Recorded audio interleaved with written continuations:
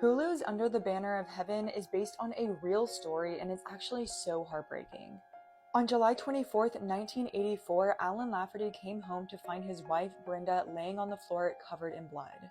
It seemed like she'd struggled with her attacker before they slashed her throat, and rather than leaving her 15-month-old baby alive, they took care of Erica too. So who could commit one of the most gruesome crimes in Utah history? It was actually done by very religious persons, plural.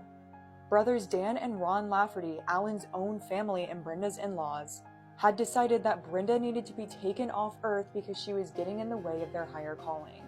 The self-proclaimed prophets had become increasingly radicalized and they had left the LDS church and formed their own kind of cult-like FLDS situation.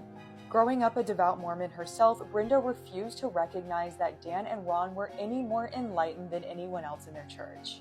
Dan and Ron got weird.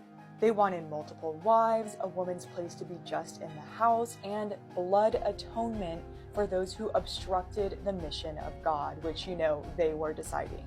When Ron's wife Diana began to doubt him, their relationship allegedly became abusive. And it was Brenda who helped Diana flee with the kids. It was also around this same time that the two men were excommunicated from the Mormon church.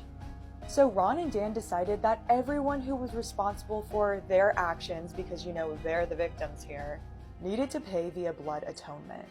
They started with Brenda and had plans to move on to two other people who had also helped Diana leave.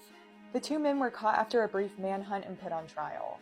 Dan Lafferty was sentenced to life in prison and Ron Lafferty was given the death penalty. But I don't think that sentence was ever fully carried out and he's just serving life. The miniseries was really good and it made you hate Dan and Ron so much, so huge credit to these actors. These two men let their egos destroy everyone around them and it was really interesting to see the building severity of their religious extremism.